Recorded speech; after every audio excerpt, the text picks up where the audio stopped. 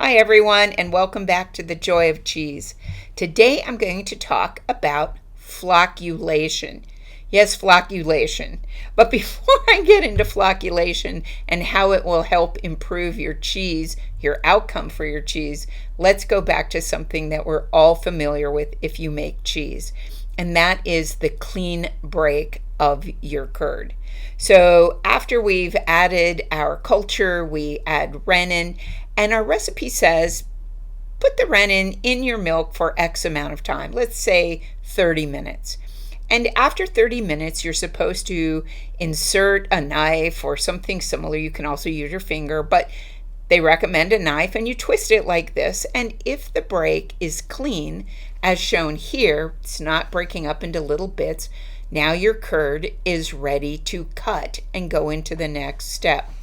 The problem with this is that the milk and the rennet change over time.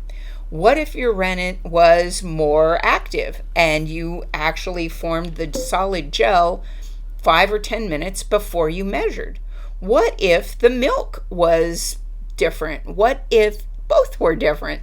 How are you going to standardize? How are you going to know when you should actually cut your curd, even though the recipe says cut it at 30 minutes?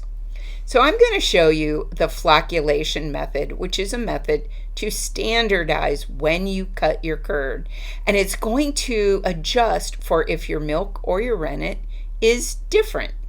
So in this case, you can see I took a predetermined amount of rennet. I mixed it in cold water that was non-chlorinated, and I put it into my milk. And now I'm mixing it in an up-down motion.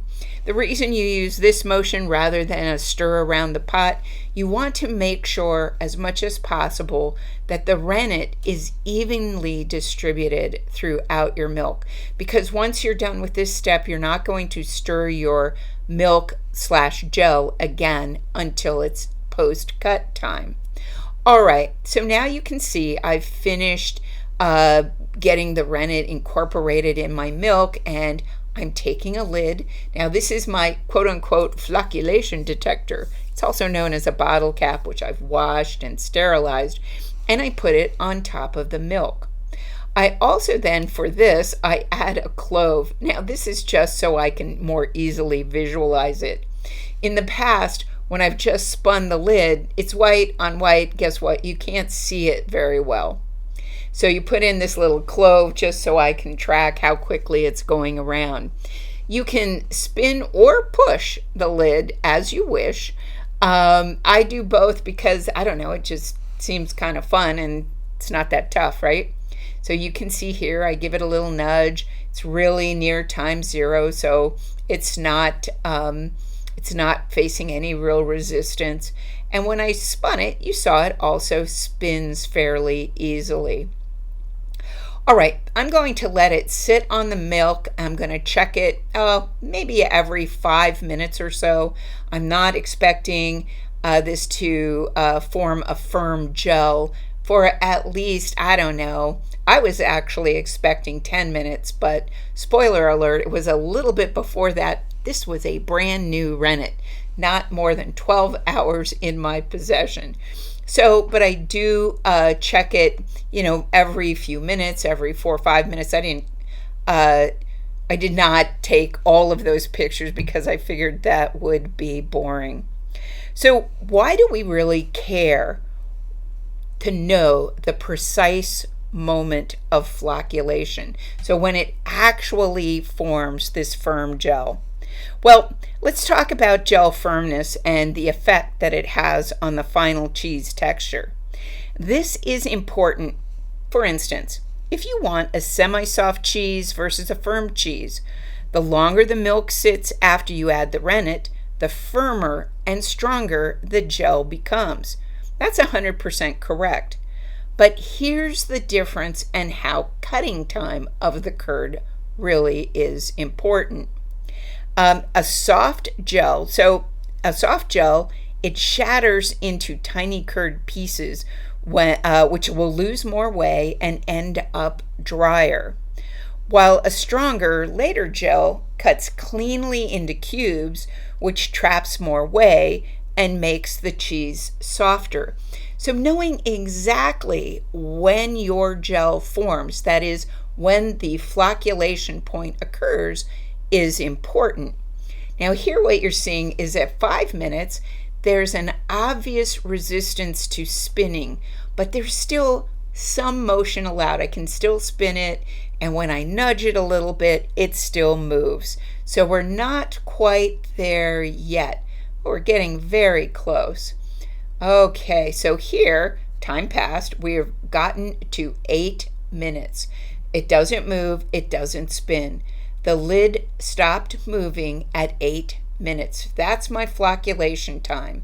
So by the way, last week's, the old curd, its flocculation time was 20 minutes. So imagine I've got 2 separate batches of cheese, one where it flocculation time was 8 and one was 20, but I treated them the same.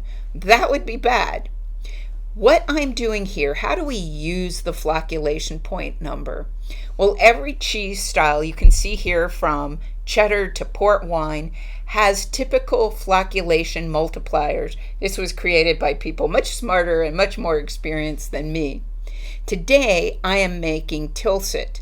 So you can see for Tilsit, the flocculation time is between 2.5 to 3.0. I'm going to use the 3.0, and I want this to create my semi-elastic curd.